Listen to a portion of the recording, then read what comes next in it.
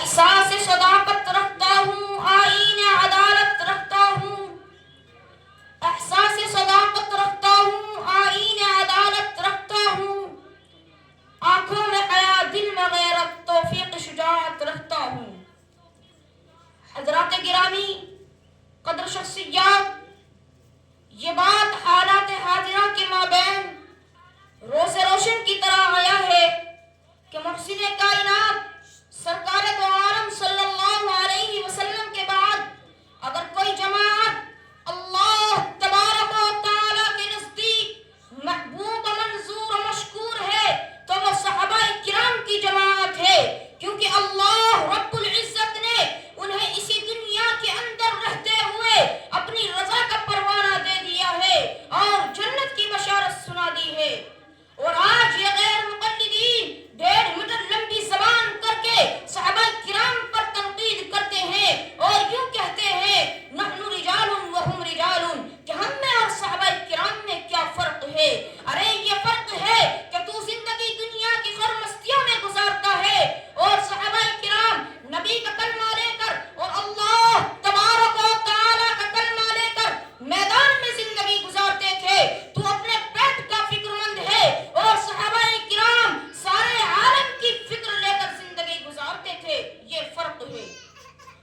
اس ابو بکر صدیق کے فضائل پر کیا لب کشائی کی جائے جن کے فضائل کی صراحت قرآن و حدیث سے ہوتی ہے۔ قرآن ان کی صداقت و امانت کا اعلان کرتا ہے، والذی جاء بالصدق وصدق به اولئک هم المتقون۔ امام رازی تفسیر کبیر میں فرماتے ہیں کہ اس آیت کا مصداق صدیق اکبر ہے۔ شاخوں سے ٹوٹ کر گر جائے وہ پتے نہیں ہیں ہم، شاخوں سے ٹوٹ کر گر جائے وہ پتے نہیں ہیں ہم، آندھیوں سے کہہ دو اوقات میں رہے۔ صحابہ کرام کی فضیلت بیان کرتے ہوئے آپ صلی اللہ علیہ وسلم نے ارشاد فرمایا، اللہ اللہ فی اصحابی لا تتخذوهم غرضا من بعدی فمن احبهم فبحبی احبهم ومن ابغضهم فببغضی ابغضهم ومن آذاهم فقد آذانی ومن آذانی فقد آذى اللہ ومن آذى اللہ فیوشک ان یأخذہ، کہ اے لوگوں میرے صحابہ کے بارے میں اللہ تبارک و تعالی سے ڈرتے رہنا، میرے بعد ان کا اعتراضات کا نشانہ مت بنانا۔ جو ان سے محبت کرے گا تو مجھ سے محبت کی بنا پر ان سے محبت کرے گا، جو ان سے دشمنی کرے گا تو مجھ سے دشمنی کی بنا پر ان سے دشمنی کرے گا، جو ان کو دکھ دے گا تو مجھ کو دکھ دیا، اور جس نے مجھ کو دکھ دیا تو اس نے اللہ تبارک و تعالی کو ستایا، اور جس نے اللہ تبارک و تعالی کو ستایا تو قریب اللہ تبارک و تعالی اس کو عذاب میں گرفتار کرے گا۔ کیا یہ حدیث پاک برائی کرنے والوں کو نظر نہیں آتی؟